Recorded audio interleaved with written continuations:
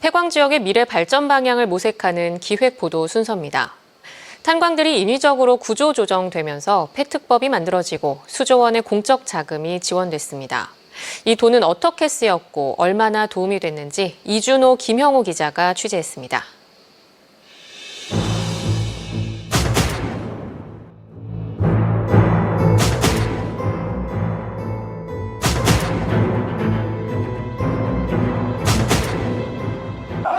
(1995년) 폐광지역개발지원법이 만들어지면서 지금까지 4조 원 가까이 공적 자금이 지원됐습니다. 공적 자금은 관광시설뿐 아니라 대체 산업 육성, 주민 후생복지 등에 대거 투입됐습니다. 특히 열악한 기반 시설을 구축하는 데 3분의 1가량을 썼습니다. 도로와 하천이 놓이고 주택도 난로 정비돼 생활 환경은 많이 바뀌었습니다. 그전에 비해 조금 달라진 것은 지역의 조경이랄지 기타 가로등 정비랄지 이런 것은 많이 발전된 것 같습니다. 폐광 지역 시군별로도 적게는 1,000억여 원에서 많게는 1조 원 가까이 지원됐습니다. 하지만 관광시설과 각종 투자 사업들은 폐광 지역의 쇠락을 막기에 역부족이었습니다. 오히려 시설을 유지하기 위해 공적 자금을 계속 투입하는 등 이해하기 힘든 일이 반복됐습니다. 2,000억 원 가까이 들여서 만든 태백 365 세이프타운이 그렇습니다.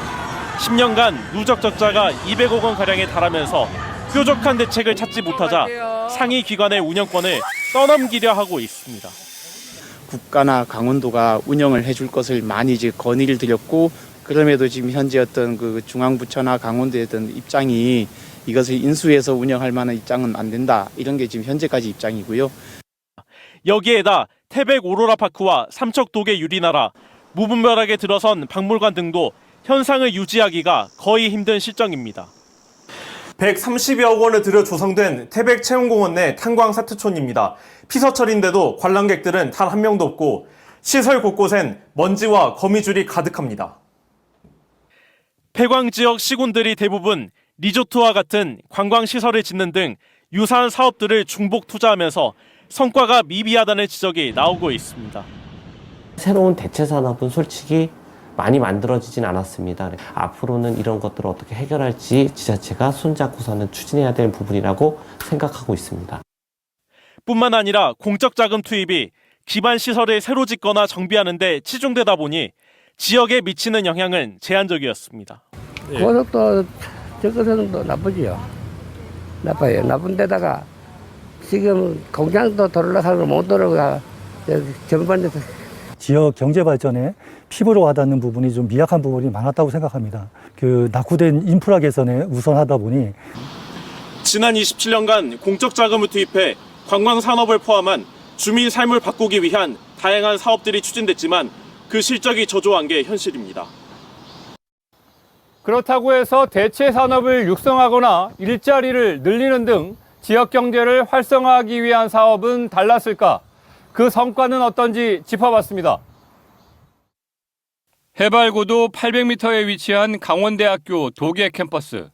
폐광 지역 경기 침체와 인구 감소에 대응하기 위해 지난 2009년 개교했습니다.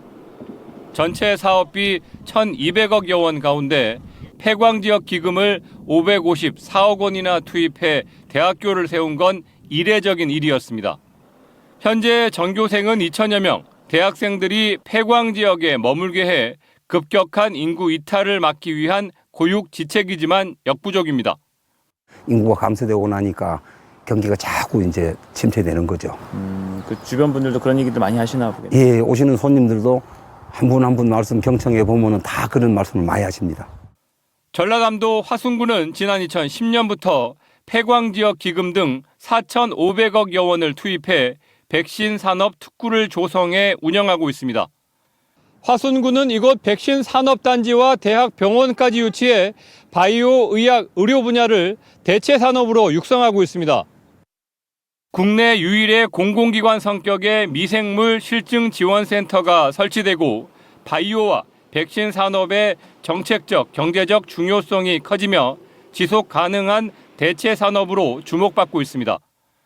산업체들이 인력난 때문에 잘 안 오려고 하고 온 산업체도 떠나려고 한다. 이게 지금 저희한테 제일 큰 고민이고요. 우리가 가진 인프라를 충분히 활용해서 이 면역 이런 쪽에 첨단의료 복합단지로 가야 된다.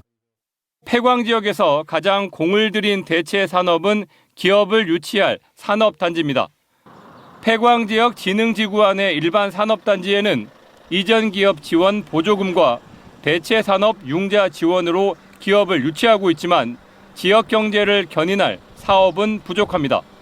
기존에는 SOC 위주로 투입이 됐습니다. 그래서 지금 2020년부터는 관광산업 위주로 좀 가고 있는데 아직 거기에 괄목할 만한 성과가 아직은 안 나오고 있습니다. 이 때문에 탄광들이 또 문을 닫게 되면서 해당 시군들은 정부의 산업위기 대응 특별지역 지정을 요구할 만큼 절박한 심정입니다. 여기에 에너지 전환 정책과 산업 구조 변화에 따른 불평등을 해소하는 정의로운 전환 특별지구 지정을 통해 대체 산업 발굴도 구상하고 있습니다. 특히 가행 탄광은 없지만 폐광 지역으로서 석탄 화력 발전소가 몰려있는 충남 보령 지역에서는 더 적극적입니다. 그리고 석탄화력 발전소 폐지 주장은 우리 충남의 일부 지역만의 이제 주장이 아닙니다. 이건 국가 의제가 되었기 때문에 국가적으로 이제 정책을 만들어야 되고. 다른 시군들도 제도에 맞게 태백은 항로화 특화 산업단지를 주축으로 탄소 중립 신재생 에너지 클러스터, 삼척은 수소 특화 산업단지, 전남 화순은 기존의 백신 산업 특구를 첨단 의료 산업단지로 확대하는 방향을 제시하고 있습니다. 전 지구적인 또 산업적인 요구에 따라서 이 폐광되는 석탄 산업은 구성원들의 일자리 또 생계가 안정적으로 유지될 수 있도록 정부의 적극적인 노력이 필요하다.